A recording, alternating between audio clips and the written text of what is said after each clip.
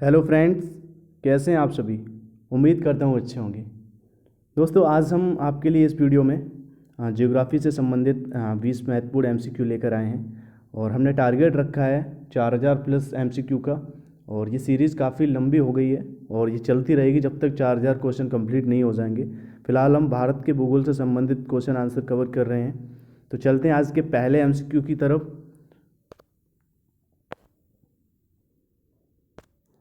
पहला प्रश्न ये है कि यदि दिल्ली में कोई मैच सुबह 10 बजे शुरू होता है तो लंदन में दर्शक उसे कितने बजे देखेंगे। चार ऑप्शन है, सुबह 4 बजे या सुबह 4:30 बजे, सुबह 4:45 पर या फिर सुबह 4:50 पर। आपको बताना है कि अगर दिल्ली में 10 बजे मैच शुरू होता है तो लंदन में जो दर्शक उस मैच को देखेंगे वो कितने बजे मैच देखेंगे। तो इसका सही उत्तर होगा सुबह 4:30 बजे, क्योंकि जो भारत का मानक समय है वो लंदन के ग्रीनविच मीन टाइम से 5.5 घंटा आगे है। इसलिए लंदन में जो दर्शक देखेंगे वो 5.5 घंटा पहले जो ग्रीनविच का टाइम है लंदन में उसके हिसाब से वो देखेंगे, जबकि वही मैच भारत में 5.5 घंटे बाद शुरू होगा। मतलब इन दोनों के टाइम का जो डिफरेंट है, भारत का जो मानक समय है और लंदन के ग्रीनविच समय से 5.5 घंटा आगे है। और अगर 10 बजे मैच शुरू होता है तो लंदन के दर्शक उसे दिल्ली में अगर 10 बजे मैच शुरू होता है तो लंदन के दर्शक उसे 4:30 बजे देखेंगे। तो आंसर बी बिल्कुल करेक्ट होगा, सुबह 4:30 बजे वो मैच देखेंगे। तो 5.5 घंटा प्लस करके आप किसी भी प्रश्न का उत्तर दे सकते हैं। ग्रीनविच से आप टाइम निकालेंगे, क्योंकि बात लंदन की है तो लंदन का जो मानक समय है वो निर्धारित होगा ग्रीनविच से, और भारत का जो कि नैनी इलाहाबाद से निर्धारित होता है 5.5 घंटा जो ग्रीनविच से आगे है। उस आधार पे आप प्रश्न के उत्तर दे सकते हैं। तो फिलहाल इस प्रश्न का उत्तर होगा सुबह 4:30 बजे। आंसर भी बिल्कुल करेक्ट होगा। अगले प्रश्न की तरफ चलें तो प्रश्न है, भारत में अधिकतर किस प्रकार के वन पाए जाते हैं। चार ऑप्शन है, उष्णकटिबंधीय वर्षा वन, सवाना व मरुस्थलीय वनस्पति, या भूमध्य रेखीय सदाबहार वन, या फिर उष्णकटिबंधीय पर्णपाती वन। आपको जवाब देना है भारत में जो अधिकतर वन पाए जाते हैं वो किस प्रकार के वन पाए जाते हैं। तो इस प्रश्न का उत्तर होगा डी, भारत में अधिकतर जो वन पाए जाते हैं वो उष्णकटिबंधीय पर्णपाती वन पाए जाते हैं। ठीक है, कटिबंधीय पर्णपाती वन पाए जाते हैं, अधिकतर मात्रा में पाए जाते हैं भारत में ये वन। तो आपको याद रखना है, आंसर डी बिल्कुल करेक्ट होगा। भारत में जो वन अधिकतर पाए जाते हैं वो उष्णकटिबंधीय पर्णपाती वन है। आंसर डी बिल्कुल करेक्ट होगा इस प्रश्न का। अगला प्रश्न है कि भारत में बॉक्साइट का सर्वाधिक उत्पादन किस राज्य द्वारा किया जाता है। झारखंड द्वारा, उड़ीसा द्वारा, कर्नाटक द्वारा, या फिर राजस्थान द्वारा। आपको जवाब देना है कि बॉक्साइट का सर्वाधिक उत्पादन किस राज्य द्वारा किया जाता है। इस प्रश्न का उत्तर होगा बी, उड़ीसा। उड़ीसा भारत में सर्वाधिक बॉक्साइट का उत्पादन करता है। तो आंसर बी बिल्कुल करेक्ट होगा, बॉक्साइट का सर्वाधिक उत्पादन उड़ीसा राज्य द्वारा किया जाता है। प्रश्न है कि बिना ऑक्सीजन आपूर्ति के माउंट एवरेस्ट पर चढ़ाई करने वाले पहले व्यक्ति कौन थे। मतलब बिना ऑक्सीजन के माउंट एवरेस्ट पर कौन पहले व्यक्ति चढ़े थे।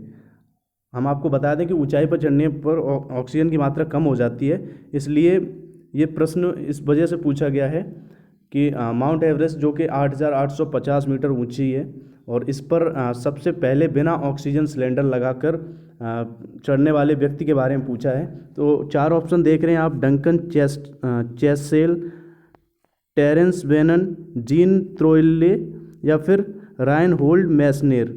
आपको जवाब देना है कि बिना ऑक्सीजन आपूर्ति के माउंट एवरेस्ट की चढ़ाई करने वाले पहले व्यक्ति कौन थे। तो इस प्रश्न का सही उत्तर होगा राइनहोल्ड मैसनेर। आंसर डी बिल्कुल करेक्ट होगा, राइनहोल्ड मैसनेर, जो कि बिना ऑक्सीजन सिलेंडर के माउंट एवरेस्ट पर चढ़ने वाले विश्व के पहले व्यक्ति थे। आंसर डी, राइनहोल्ड मैसनेर, आपको याद रखना है ये नाम। अगला प्रश्न है कि मेघालय राज्य कब अस्तित्व में आया। 4 ऑप्शन जो सन दिए हैं, 1970 में, 1971 में, 1972 में, या फिर 1973 में। आपको जवाब देना है कि मेघालय कब राज्य बना, मतलब मेघालय राज्य कब अस्तित्व में आया पूछा है। आपको बताना है, सन दिए ऑप्शन में तो वो सन ही आपको बतानी है कि किस सन में मेघालय राज्य अस्तित्व में आया था। तो आंसर सी बिल्कुल करेक्ट होगा, 1972 में मेघालय राज्य बना। 1972 आपको याद रखना है, मेघालय 1972 में अस्तित्व में आया। आंसर सी बिल्कुल करेक्ट होगा इस प्रश्न का। प्रश्न है कि मालवा पठार मुख्य रूप से किन राज्यों में स्थित है। मालवा का जो पठार है वो किन राज्यों में स्थित है। ऑप्शन है मध्य प्रदेश, गुजरात या राजस्थान। बी ऑप्शन है मध्य प्रदेश, उत्तर प्रदेश, राजस्थान। या सी ऑप्शन जो है महाराष्ट्र, मध्य प्रदेश, गुजरात। या फिर डी आंसर होगा राजस्थान, गुजरात, महाराष्ट्र। आपको जवाब देना है मालवा पठार जो 3 राज्य दिए हैं हर ऑप्शन में, उनमें से किन राज्यों में स्थित है। तो इस प्रश्न का सही उत्तर होगा ए, मध्य प्रदेश, गुजरात और राजस्थान में मालवा पठार मुख्य रूप से स्थित है। Answer A, Madhya Pradesh, Gujarat, Rajasthan. मालवा पठार से संबंधित प्रश्न पूछा जाए तो आपको याद रखना है मध्य प्रदेश, गुजरात, राजस्थान। आंसर ए बिल्कुल करेक्ट है इस प्रश्न का। अगला प्रश्न क्या है, पूछा है कि भारत का सबसे बड़ा नमक उत्पादक राज्य कौन सा है। राजस्थान, तमिलनाडु, गुजरात, उड़ीसा। इनमें से आपको जवाब देना है कि भारत का सबसे बड़ा नमक उत्पादन राज्य कौन सा है। तो आंसर सी, गुजरात बिल्कुल करेक्ट आंसर होगा, क्योंकि गुजरात के पास सबसे बड़ा शुष्क तट है, जिसके कारण वहाँ नमक उत्पादन सबसे ज़्यादा होता है। भारत में सबसे बड़ा नमक उत्पादक राज्य गुजरात है। आंसर सी बिल्कुल करेक्ट होगा। आंसर सी, गुजरात बिल्कुल करेक्ट होगा इस प्रश्न का। भारत का सबसे बड़ा नमक उत्पादक राज्य गुजरात, बिल्कुल करेक्ट आंसर सी। अगला प्रश्न है कि अरुणाचल प्रदेश को पूर्ण राज्य का दर्जा कब मिला। मतलब अरुणाचल प्रदेश पूर्ण राज्य कब बना।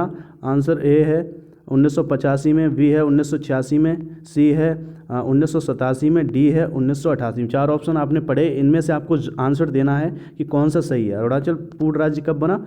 पूर्ण राज्य बना 1987 में। आंसर सी बिल्कुल करेक्ट होगा। अरुणाचल प्रदेश पूर्ण राज्य 1987 में बना, तो आंसर सी हो जाएगा इस प्रश्न का।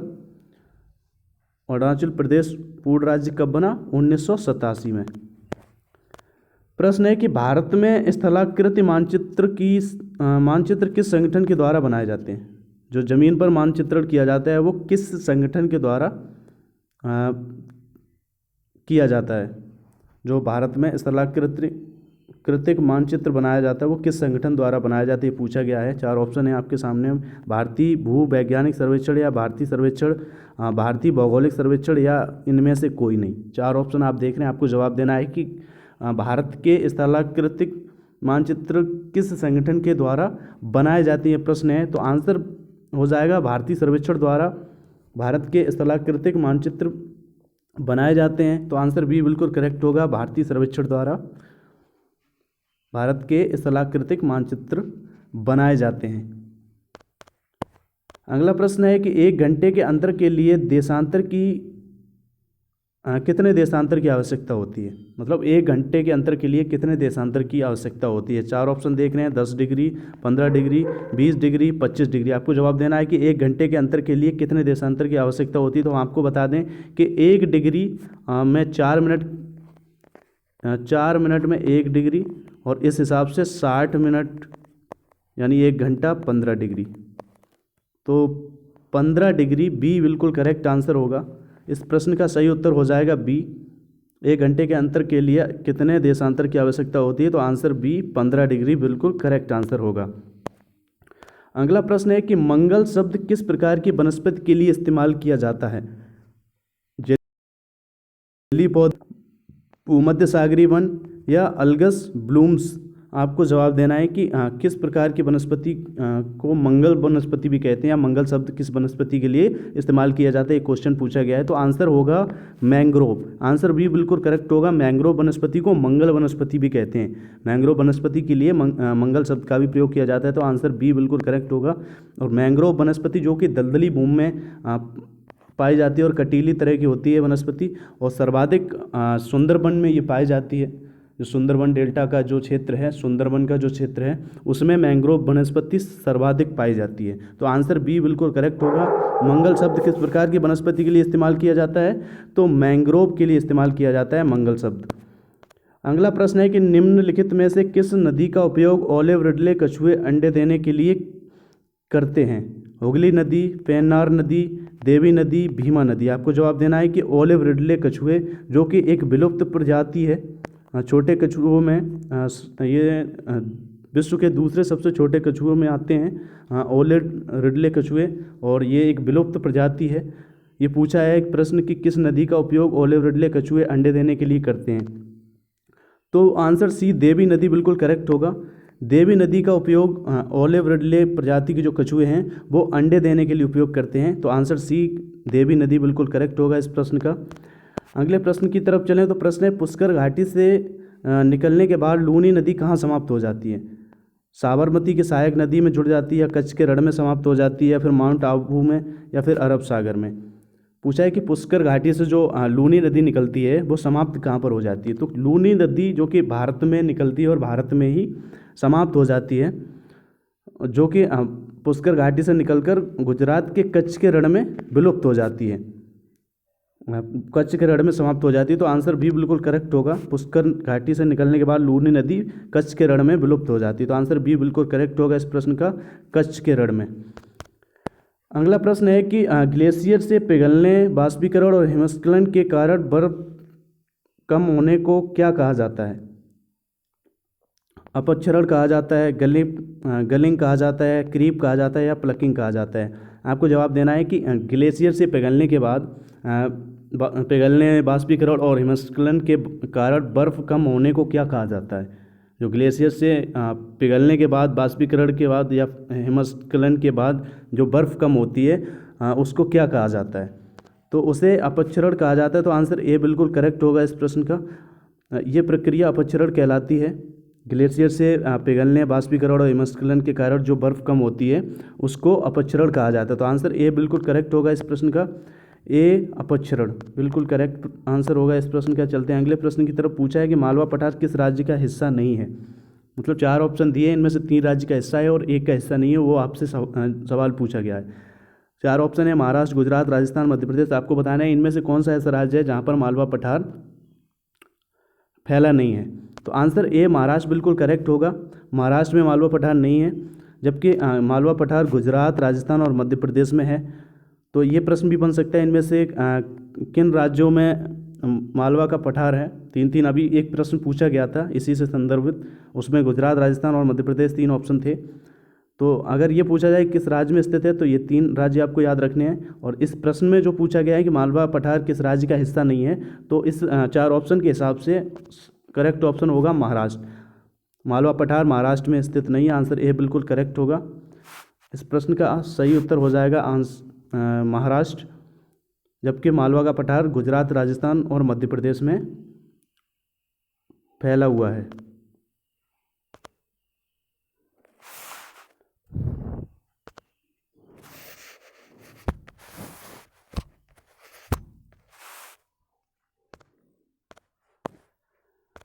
अगला प्रश्न है कि इंडोनेशिया की लदांग कृषि प्रणाली किस प्रकार की है?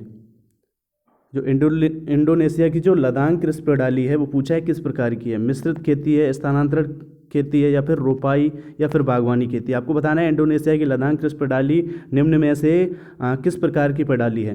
तो आंसर हो जाएगा स्थानांतरण कृषि। जो इंडोनेशिया की लदांग कृषि प्रणाली है वो एक तरह की स्थानांतरण कृषि है। तो आंसर बी बिल्कुल करेक्ट होगा इस प्रश्न का, आंसर बी हो जाएगा स्थानांतरण कृषि।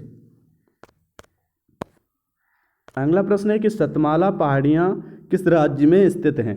महाराष्ट्र में, राजस्थान में, गुजरात में, या उत्तर प्रदेश में? तो इस प्रश्न का सही उत्तर होगा सतमाला की पहाड़ियाँ महाराष्ट्र में स्थित हैं। जो सतमाला की पहाड़ियाँ हैं वो महाराष्ट्र में स्थित हैं। तो आंसर ए महाराष्ट्र बिल्कुल करेक्ट होगा इस प्रश्न का। अगला प्रश्न पूछा है कि गुरुशिखर चोटी किस राज्य में स्थित है? हरियाणा में, राजस्थान में, केरल में, या बिहार में? आपको जवाब देना है कि गुरुशिखर चोटी जो ऑप्शन दिए इनमें से किस राज्य में स्थित है? तो गुरुशिखर चोटी राजस्थान में स्थित है। गुरुशिखर जो चोटी है वो राजस्थान में स्थित है। तो आंसर बी राजस्थान बिल्कुल करेक्ट होगा। राजस्थान में गुरुशिखर चोटी स्थित है, आंसर बी हो जाएगा इस प्रश्न का। प्रश्न पूछा है कि भारत की पहली यूरेनियम खदान किस स्थान पर स्थित है? मतलब भारत की पहली यूरेनियम खदान ये पूछा, जगह पूछी है कि कहाँ पर स्थित है। तो तुम्मालापल्ले, या दलभूम, पिछली, या जादूगोड़ा? 4 ऑप्शन आप देख रहे हैं, तुम्मालापल्ले, दलभूम, पिछली, या जादूगोड़ा। आपको जवाब देना है कि इनमें से कौन सी भारत की पहली यूरेनियम की खदान है। मतलब पहली यूरेनियम खदान किस जगह पर है भारत की, इन जो 4 ऑप्शन दिए हैं।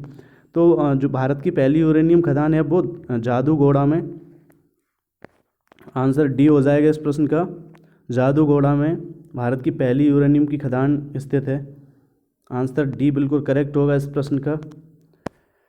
अगला प्रश्न है कि गंगा की मुख्य शाखा को बांग्लादेश में किस नाम से जाना जाता है? जो गंगा नदी है उसकी एक शाखा जो बांग्लादेश की तरफ जाती है, उसे बांग्लादेश में किस नाम से जाना जाता है? मेघना, कालिंदी, जमुना या पद्मा? आपको बताना है कि गंगा की जो मुख्य शाखा है बांग्लादेश में किस नाम से जानी जाती है। तो आंसर डी पद्मा बिल्कुल करेक्ट होगा। गंगा की जो मुख्य शाखा है जो बांग्लादेश में पद्मा के नाम से जानी जाती है। इस प्रश्न का सही उत्तर होगा डी पद्मा।